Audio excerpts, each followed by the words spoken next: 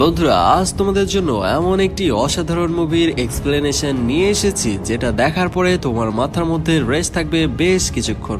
একজন আমেরিকার navy সিলের fighter pilot একটি মিশনে যেয়ে ফেসে যায় একটি ভয়ঙ্কর বিদ্রোহী আর্মি বাহিনীর কাছে, আর সেখানে নিজের জীবন বাঁচিয়ে তাকে সার্ভাইভ করতে হয়েছিল টানা 6 দিন ধরে। আর এই 6 দিনে তার সাথে কি কি ঘটেছিল এবং শেষ পর্যন্ত কি এই নেভি সিলের পাইলট পেরেছিল জীবন বাঁচিয়ে নিজের দেশে ফিরে যেতে, জানতে হলে তোমাদের দেখতে হবে 2001 সালের সত্য ঘটনা অবলম্বনে নির্মিত বিহাইন্ড দ্য এনিমি লাইন মুভিটি। আর কোনো কথা নয়, চলো ঝটপট শুরু করি আজকের এক্সপ্লেনেশন। দাঁড়াও একটা কথা, তোমাদের জন্য এত কষ্ট করে ভিডিও বানাই, একটা সাবস্ক্রাইব তো পাওয়া যেতেই পারে, তাই না?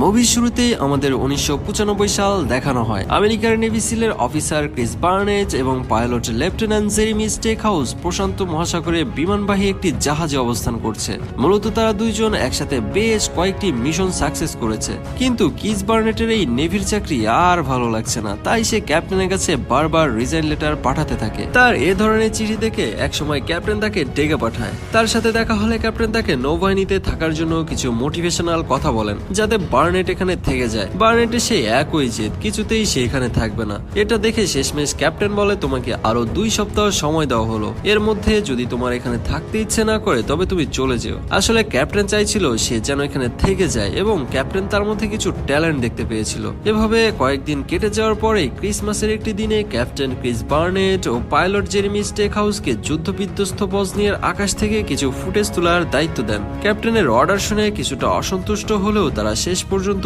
দুজনেই যাত্রা করে তাদের F-1600 মডেলের একটি বিমান নিয়ে। এই সময়টাতে আমেরিকার নেভি সিল আর সার্বিয়ার মধ্যে একটা শান্তি চুক্তি নিয়ে কাজ চলছিল, কিন্তু সার্বরা চাইছিল আমেরিকার নেভি সিল সেখান থেকে দ্রুত চলে যাক। আসলে তারা মুসলিম জাতির উপর গণহত্যা চালাচ্ছিল, আর সেটা বহির্বিশ্ব যেন জানতে না পারে, সেজন্যই তারা চাচ্ছিল আমেরিকার নেভি সিলরা যেন এখানে অবস্থান না করে। এরপরেই দেখা যায় তারা এক সময় বসনিয়ার আকাশে ঢুকে পড়েছে। স্ক্রিনে দেখতে পায় রাডারে কিছু একটা সিগন্যাল দেখা। জায়গাটা জঙ্গলের মধ্যে হওয়ায় স্টেক হাউস প্রথমে সেখানে যেতে না চাইলেও বার্নেট তখন যুক্তি দেখায় যে তাদের এখানে পাঠানো হয়েছে মূলত ছবি তোলার কাজে। তখন স্টেক হাউস আর না করতে পারে না। কিছুক্ষণ পরেই সেই জঙ্গলের মধ্যে গণহত্যার কিছু ফুটেজ বিমানের সাথে যুক্ত ডিভাইস ক্যামেরা দিয়ে ক্যাপচার করতে সক্ষম হয় এবং যারা এই ঘৃণিত কাজগুলো করছিল তাদেরও ছবি তুলতে সক্ষম হয়। তারা ওদের এই কাজকর্ম নিচে দাঁড়ানো শার্প সেনারাও দেখতে পেয়েছে এবং বুঝতে পেরেছে এটা আমেরিকার নেভি সিলের বিমানটি যে তাদের উপর নজরদারি চালাচ্ছে সেটা তাদের আর বুঝতে দেরি হয় না। তৎক্ষণাৎ এই খবরটি তাদের স্থানীয় হেডকোয়ার্টারে জানালে সার্বের আধা সামরিক কমান্ডার জেনারেল মিরোসাভ তার ডান হাত হিসেবে পরিচিত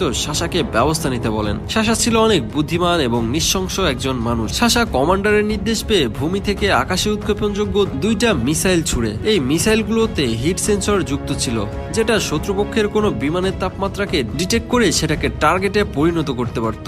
আকাশে বার্নেট ও স্টেক হাউসও বিষয়টা ধরতে পেরেছে। এটা দেখে ওরা পালাতে শুরু করে, কিন্তু অনেকক্ষণ লুকোচুরি খেলার পর মিসাইলের হাতে শেষ হয়ে যায় ওদের বিমান। তবে ইমার্জেন্সি এক্সিটের মাধ্যমে বিমান থেকে বেরিয়ে আসতে সক্ষম হয় তারা দুজনেই। এতক্ষণ ধরে যে ফুটেজ কালেক্ট হয়েছিল সেটা রেকর্ড হচ্ছিল স্টেক হাউসের সিটের নিচে থাকা একটি ডিভাইসে। আকাশে থাকতেই যখন তারা প্যারাসুট খুলে ফেলে দেয়, স্টেক হাউসের সিটটি এসে পড়ে পাহাড়ের ওপরে উঁচু একটি জায়গায়। এদিকে স্টেক হাউস এবং বার্নেট দুইজন দুই জায়গায় ল্যান্ডিং করেছে। বার্নেট তার প্যারাসুট থেকে মুক্ত হয়ে স্টেক হাউসের কাছে যায়। ওরা যখন এদিকে এই অবস্থায় রয়েছে, অন্যদিকে বসনিয়ার বিদ্রোহী আর্মি এসে পৌঁছায় বিধ্বস্ত বিমানের ধ্বংসাবশেষের কাছে। তারা সবাই চারিদিকে তাদের খুঁজতে থাকে। আসলে তারা ব্যাপারটা বুঝতে পেরেছে বিমান থেকে তাদের ওপর নজরদারি করা হচ্ছিল এবং তাদের অপকর্মের ছবিও তোলা হয়ে থাকতে পারে, আর এজন্যই কঠোরভাবে সবাইকে পুরো এলাকাটা তল্লাশি চালাতে থাকে। ঠিক সে সময় দেখা যায় সাশাকে। সে তাদের কর্নেলকে জানায় বিমানের পাইলট ল্যান্ডিং করেছে পাহাড়ের ওপর এবং এক্ষুনি গেলে তাদেরকে ধরে ফেলা যাবে। সাশার কথা শুনে বিদ্রোহী আর্মি সেখানে দেরি না করে তাদের দলবল নিয়ে যাত্রা শুরু করে ওদের উদ্দেশ্যে। এদিকে স্টেক হাউস আহত অবস্থায় মাঠের মধ্যে পড়ে আছে। এটা দেখে বার্নেট তার ক্ষত পরীক্ষা করে তাকে সেখানে রেখেই চলে যায় পানি আনার জন্য।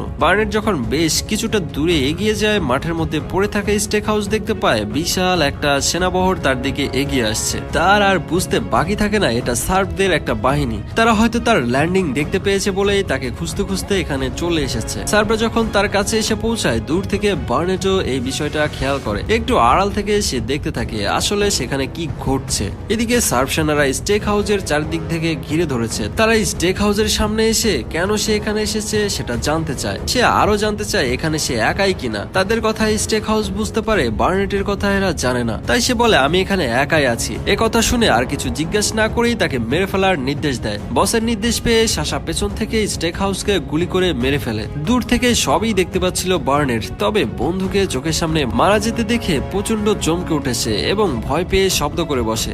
আর এই বিষয়টা টের পেয়ে যায় ধূর্তু সাশা, আর ক্যাপ্টেনকে জানায় পাহাড়ের উপরে আরো একজন আছে। এ সময় ক্যাপ্টেনের নির্দেশে পাহাড়ে থাকা বার্নেটের উদ্দেশ্যে গুলির বৃষ্টি শুরু হয়। এটা দেখে বার্নেট জীবন হাতে নিয়ে ছুটতে শুরু করে। অনেক সময় ধরে গুলি চালার পরেও শেষ পর্যন্ত সে যাত্রায় বেঁচে যায় বার্নেট। বেশ কিছুক্ষণ চলার পরে একটা উঁচু চূড়ায় এসে আমেরিকার নেভি সিলের জাহাজের সাথে যোগাযোগ করতে দেখা যায় বার্নেটকে এবং পুরো বিষয়টা ক্যাপ্টেনকে জানায়। স্টেক হাউসের মারা যাওয়ার কথাটাও ক্যাপ্টেন শুনে বেশ কষ্ট পায়, তবে বার্নেট কোথায় রয়েছে সে অবস্থান জানাতে বলেন। এরপর তাকে উদ্ধারের জন্য F360 পয়েন্ট নামের একটি জায়গায় আসতে বলে। মূলত সেখান থেকেই তাকে উদ্ধার করা হবে। বার্নেট তার কাছে থাকা ম্যাপ থেকে F360 পয়েন্ট জায়গাটি খুঁজে বের করে এবং সেদিকে আবার ছুটা শুরু করে। এদিকে দেখা যায় আমেরিকার নেভি সিলের জাহাজে কয়েকটা হেলিকপ্টার প্রস্তুত করা হচ্ছে বার্নেটকে উদ্ধার করার জন্য। নেভি সিলের সেনারা প্রস্তুত হচ্ছে তাদের বন্ধুকে নিয়ে আসার জন্য। ওরা যখন রওনা হবে ঠিক এমন সময় কমান্ডার এখানে এসে উপস্থিত হয়। তিনি ক্যাপ্টেনের কাছে জানতে চায় অপারেশনের আদেশ তাকে কে দিয়েছে।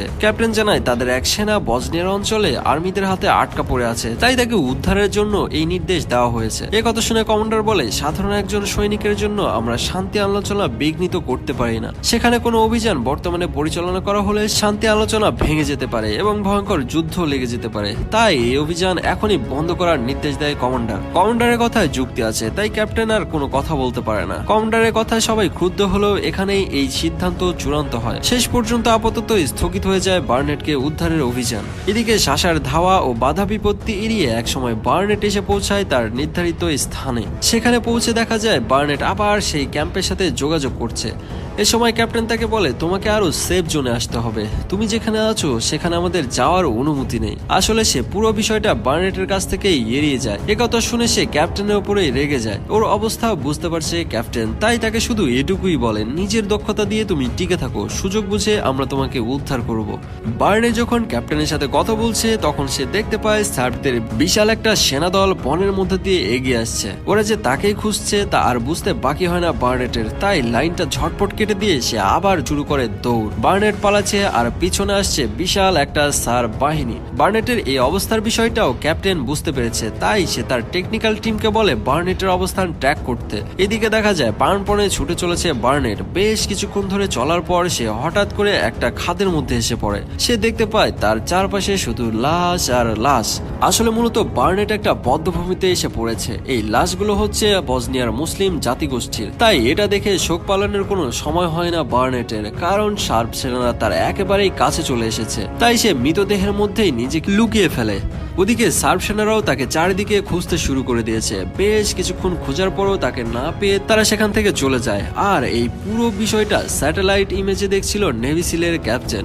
বার্নেটের আত্মরক্ষার এই কৌশল দেখে তিনি মনে মনে বেশ খুশি হয় এবং এটাও মনে মনে ভাবে যে ছেলেটা শেষ পর্যন্ত টিকে থাকতে পারবে এবং সে বিষয়ে কোনো সন্দেহ নাই। এদিকে সার্ব সেনারা চলে গেলে আবার শুরু হয় বার্নেটের পথ চলা। এক সময় সে আবারও একটা পাহাড়ের উপর উঠে কিছুটা বিশ্রাম নিতে শুরু করে। ক্যাপ্টেন বার্নেটের অবস্থার কথা একটি টিভি চ্যানেলে প্রচারের ব্যবস্থা করেছেন। তার ধারণা ছিল হয়তো খবরটা ওইসব লোকদের কানে পৌঁছে যাবে যারা বার্নেটকে মেরে ফেলার চেষ্টা করছে। এর পরের দৃশ্যে আমরা দেখতে পাই সার্ব সেনা প্রধানকে ঘাটিতে ফিরে এসে তার টেকনিশিয়ানের কাছে একটা চমকপ্রদ তথ্য জানতে পারে। টেকনিশিয়ান লোকটি জানায় নেভি সিলের বিমানটিতে আমাদের কার্যক্রম রেকর্ড করা হচ্ছিল, কিন্তু ধ্বংস হওয়া বিমানের রেকর্ডার পাওয়া গেলেও ফিল্মটি সেখানে খুঁজে পাওয়া যায়নি। খবরটি শোনার পর সেনাপ্রধান আরো বেশি চমকে ওঠে এবং তাদের সেনাদের সাথে সাথেই নির্দেশ দেয় যেভাবে হোক এই বার্নেটকে খুঁজে বের করতেই হবে। এদিকে আবার বার্নেটকে দেখতে পাই আমরা এখনো পালিয়ে চলেছে যথারীতিতে শত্রুর হাত থেকে, কিন্তু সাশা যৌতুদের মতো তার পিছে লেগেই আছে। আসলে সাবরা মরিয়া হয়ে পড়েছিল বার্নেটকে মেরে ফেলার জন্য। তারা কিছুতেই চাইছিল না তাদের এই অপকর্মগুলো গোটা বিশ্ব জেনে যাক। এরপর আমরা আবার বার্নেটকে ক্যাপ্টেনের সাথে যোগাযোগ করতে দেখি। সে আসলে জানতে চায় কোথায় গেলে তাকে উদ্ধার করা সম্ভব হবে। এমন সময় ক্যাপ্টেন জানায় বার্নেটকে পূর্ব দিকের হজ শহরের দিকে আসতে হবে। সেখানে সেখানে একটা খোলা জায়গা রয়েছে এবং সেখান থেকেই তাকে হেলিকপ্টারে করে তুলে নেওয়া হবে। এদিকে বার্নেটের পূর্ব দিকে যেতে বলে ক্যাপ্টেন সহ অন্যরা প্রস্তুতি নিতে শুরু করে তাকে উদ্ধারে যাওয়ার জন্য, কিন্তু এমন সময় দেখা যায় আবারও সেই কমান্ডারকে কয়েকজন স্পেশাল আর্মির সেনা নিয়ে সেখানে হাজির হয়েছেন। তিনি জানান, আপনার নেভি সিল নয়, আমার এই স্পেশাল ফোর্সের সেনা দলটি বার্নেটকে উদ্ধার করতে যাবে। আসলে কমান্ডার চাইছিল না কোনো একক আমেরিকান গ্রুপ এই উদ্ধারের অভিযানে অংশ নিক, কারণ হয়তো সার্বদের সাথে শান্তি আলোচনার ব্যাঘাত ঘটতে পারে। এখানে এই ধরনের পরিকল্পনা চললেও ওইদিকে দেখা যায় বার্নেট ছুটে চলেছে হদ শহরের উদ্দেশ্যে। পথে সে একটা গাড়ি আসতে দেখে সেটাতে উঠে পড়ে। গাড়িতে যে যাত্রীরা ছিল তারাও হদ শহরের দিকেই যাচ্ছিল, কারণ তখনও কিছু জাতিগত মুসলিম সার্বদের বিরুদ্ধে যুদ্ধ চালিয়ে যাচ্ছিল। বার্নেট যেখান থেকে গাড়িতে উঠেছিল ঠিক সেখানেই এসে দাঁড়ায় সাশা। টায়ারের ঘর্ষণ আর রাস্তায় কাদা দেখে বুদ্ধিমান সাশা বুঝে যায় এখান থেকে কাউকে তুলে নেওয়া হয়েছে গাড়িতে, আর এমন সময় বার্নেট ছাড়া কেউই হতে পারে না। তাই সে তার সেনাপ্রধানকে কল করে জানায় তাদের টার্গেট হদ শহরের দিকে চলেছে।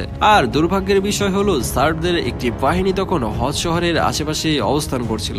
তাই বার্নেটের গাড়ি যখন সেখানে পৌঁছায় তাদের ওপর শুরু হয় আক্রমণ। আর তার মধ্যে থেকেই নেমে বার্নেট তার সাথে আসা একটা ছেলের সাথে সেখানকার বিদ্রোহীর আস্তানায় গিয়ে ওঠে। এই ছেলেটি বিদ্রোহী নেতার সাথে বার্নেটের পরিচয় করে দিয়ে বলেন ইনি একজন আমেরিকান, কিন্তু নেতা তাকে দেখে রেগে ওঠেন। আর এর কারণ ছিল তারা জানতো ভয়ানক অপরাধ করার পরেও আমেরিকানরা সার্বদের সাথে একটা শান্তি চুক্তি করতে যাচ্ছে। আসলে ওরা চাইছিল সার্বদের বিরুদ্ধে আমেরিকান শক্ত কোনো অবস্থান নিবে, কিন্তু তারা সেটি পায়নি। আর তাতে বার্নেটের ওপর রাগ ঝাড়তে দেখা যায় সেই লোকটিকে। ভিতর থেকে যখন এইসব কথাবার্তা চলছে এমন সময় সার্ব সেনারা দেয়াল ভেঙে তাদের ওপর আক্রমণ শুরু করে এবং গুলির বর্ষণ চালাতে থাকে এবং নির্বিচারে গুলি করে হত্যা করতে থাকে বসনিয়ার মুসলিমদের। এই হামলায় বার্নেট বেশ হকচকিয়ে যায়। এমন অবস্থা যে এখান থেকে বের হওয়ার কোনো রাস্তাই নেই। তবে বুদ্ধিমান বার্নেট একটা উপায় ঠিকই বের করে ফেলে। সে মৃত সার্ব সেনার একজনকে তার পোশাক পরিয়ে সার্ব সৈনিকের একটা পোশাক তার নিজের গায়ে চাপিয়ে সেখান থেকে সার্বদের মধ্যে দিয়ে বেরিয়ে আসতে সক্ষম হয়। এদিকে দেখা যায় বার্নেটের পোশাক পরা একটা লোককে মৃত অবস্থায় উদ্ধার করেছে। এটা দেখে তারা ভেবে নেয় এটা হয়তো নেভি সিলের পাইলটের মৃতদেহ। তবে এই ডেড বডি যখন সার্ব প্রধান এবং সাশাকে দেখানো হয় তখন সাশা বলে এটা আমেরিকানদের মৃতদেহ নয়, বরং এটা আমাদেরই একজন। তবে এ সময় সাশা এটাকে বার্নেটের দেহ বলে প্রচারের সিদ্ধান্ত নেয়, কারণ সে চাইছিল এতে হয়তো আমেরিকানরা বার্নেটকে খুঁজে আপাতত বাদ দিবে এবং এই সময়ের মধ্যে বার্নেটকে খুঁজে বের করে মেরে ফেলতে পারবে। সাশার এই সংবাদটা যথারীতিতে প্রকাশ করা হলে নেভি সিলের ক্যাপ্টেনের কানে পৌঁছায়। তিনি খবরটা শুনে বেশ হতাশ হলেও বিশ্বাসই করতে চাইছিলেন না যে বার্নেট এভাবে মারা যেতে পারে। এদিকে আমরা বার্নেটকে দেখতে পাই তার নির্দেশিত স্থানে যেতে। যখন সবেমাত্র সেখানে পৌঁছেছে তখন সে দেখতে পায় তাকে উদ্ধারকারী একটা হেলিকপ্টার তাকে না নিয়েই ফিরতি পথ ধরেছে। আসলে সংবাদটা প্রকাশ করার পর তখন উদ্ধারকারী টিমকে জানানো হয় বার্নেট মারা গিয়েছে, তাই তারা ফিরে যাচ্ছে। এটা দেখে প্রচন্ড রাগ হতাশায় ভেঙে পড়ে বার্নেট। ওরা খেয়াল করতে পায় খোলা একটি জায়গায় রয়েছে এবং এটা এমন একটি জায়গা আশেপাশে লুকানোর কোনো স্থান নেই। ঠিক এমন সময় বার্নেটের চোখে একটি বিষয় ধরা পড়ে। পাশের পাহাড়ের একটা মূর্তি সে দেখতে পায়, আর এটা দেখে তার ল্যান্ডিং এর সময়ের কথা মনে পড়ে যায়। এখানে তার সহকারী স্টেক হাউসের সিটটা পড়েছিল, যাতে তাদের রেকর্ড করা সব ফুটেজগুলো সংগ্রহ করা রয়েছে। বিষয়টা বার্নেটের মনে এক নতুন ধরনের ভাবনা তৈরি করে। সে তার সাথে আসা ছেলেটিকে নিজের পথে যেতে বলে রওনা হয় সেই পাহাড়ের দিকে।